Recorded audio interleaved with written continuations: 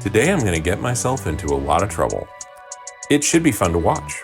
Proverbs 18 contains yet more wisdom about how we communicate. It features things to both avoid and things to do. Let's dive in. Proverbs chapter 18, verse 2. Fools find no pleasure in understanding, but delight in airing their own opinions. And then Proverbs 18, verse 12. Before a downfall, the heart is haughty, but humility comes before honor. Finally, Proverbs 18, verse 13. To answer before listening, that is folly and shame. It is foolish to air one's opinion or even form an opinion without understanding the opinions of others and the facts surrounding a given situation. In fact, the proverb highlights that a litmus test for foolishness is finding no pleasure or satisfaction in understanding a contrary viewpoint. Often, this kind of foolishness has a root in pride, which is a sure sign of a pending downfall.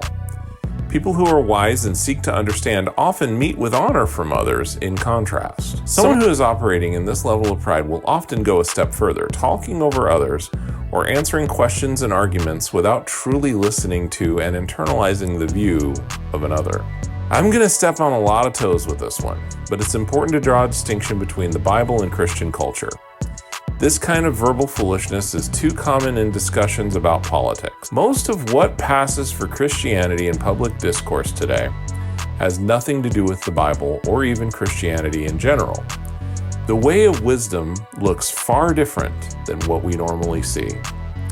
We have a concept of strength and invulnerability that calls openness and understand beta behavior, and we worship at the altar of strength and resolve. So here's what we can do to change and align with biblical reality.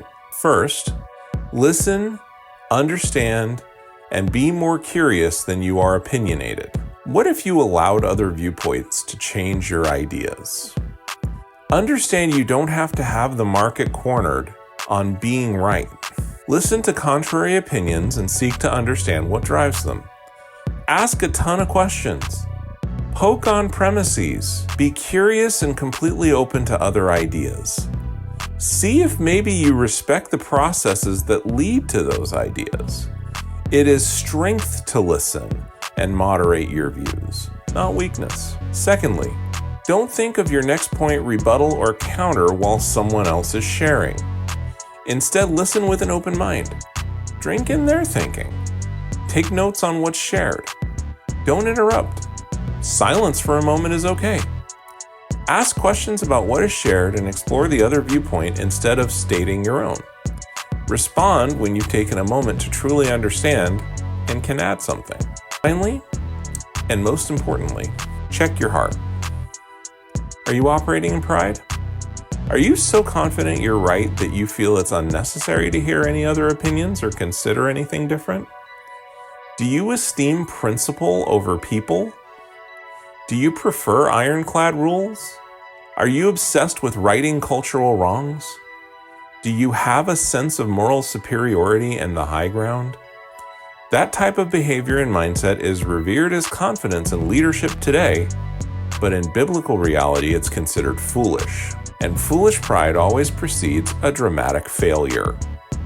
Wisdom is humility, and choosing to adopt humility means setting your ironclad ideals aside and exploring opposites with genuine curiosity. That can precede honor. I implore you, please choose to be wise. This is how we can simply and practically change culture and create a respectful, loving environment for people.